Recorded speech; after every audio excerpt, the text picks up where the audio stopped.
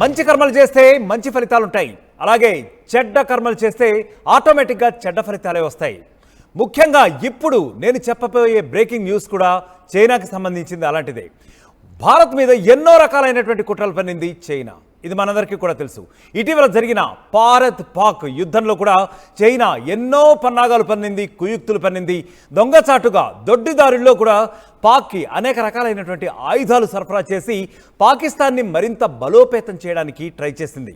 సరే, ఇప్పుడు కనుక నేను చెప్పబోయే విషయానికి వస్తే మాత్రం ఇప్పుడు దానికి సంబంధించిన ఫలితాన్ని కూడా అనుభవిస్తోంది. ఎందుకంటే చెడ్డ కర్మలు చేసింది చైనా, సో చెడ్డ ఫలితాలు కూడా ఇప్పుడు చైనా అనుభవిస్తోంది అన్ని రకాల యాంగిల్స్ నుంచి. ఒకవైపు ప్రకృతి ప్రళయాలు, చైనాలోని యునాన్ ప్రావిన్స్లో జల ప్రళయం ఇప్పుడు సంభవిస్తోంది. అనేక రకాలైనటువంటి ప్రజలు తీవ్ర ఇక్కట్లు ఎదుర్కొంటున్నారు అక్కడ. చైనా ఆధిపత్యం ధోరణితో అధికార దాహంతో జిన్పింగ్ గత కొద్ది కాలం నుంచి కూడా ఆల్మోస్ట్ 1 మంత్ నుంచి కూడా ఆయన కనిపించకుండా పోయాడు. ఇది అందరికీ కూడా తెలిసినటువంటి విషయమే. ఆఖరికి బ్రిక్స్ సదస్సు కూడా ఆయన గైర్ హాజరైనటువంటి విషయం మనకి తెలుసు. సో ఇప్పుడు వీక్సిన్ కౌంటీని ముంచెత్తుతున్నాయి వరదలు. ఇక్కడ విజువల్స్లో మనం చూస్తున్నాం ఎంత జలప్రళయ ఎఫెక్ట్ ఉంది అని చెప్పి.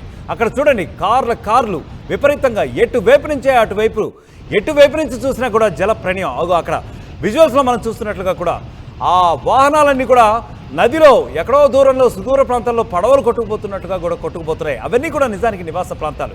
అక్కడ రహదారులు అనుకోండి, రహదారులకి నివాస ప్రాంతాలకి ఏమాత్రం థిన్ లైన్ డిఫరెన్స్ అనేది లేకుండా మొత్తం కూడా చైనా పూర్తిగా కొట్టుకుపోయే పరిస్థితి ఎదురవుతోంది. ప్రళయం, ఈ విధంగా ప్రకృతి ప్రకోపిస్తోంది చైనాలోని యునాన్ ప్రావిన్స్లో. అక్కడి నుంచి స్టార్ట్ అయింది. ఇంకా గత కొద్ది వారాలుగా కూడా మనం చూసుకుంటే చైనా న్యూస్ని గత 2 వారాల నుంచి కూడా విపరీతంగా జల ప్రళయం చైనాలోని అనేక ప్రాంతాలని ముంచెత్తుతోంది. ప్రస్తుతం మాత్రం అంటే గత సోమ మంగళ వారాల్లో ఏవైతే బీభత్సమైనటువంటి వర్షం అక్కడ కురుస్తోందో ఆ దెబ్బకి వీక్సిన్ కౌంటీ మొత్తం కూడా మునిగిపోయింది. 24 గంటలు, కేవలం 24 గంటల్లోనే 254.4 మిల్లీమీటర్ల వర్షపాతం. ఎంత అత్యధిక వర్షపాతం అంటే ఇది చూడండి. 1958వ సంవత్సరం తర్వాత ఇదే అత్యధిక వర్షపాతంగా కూడా చైనా వాతావరణ శాఖ అధికారులు వెల్లడించే పరిస్థితి వచ్చేసింది.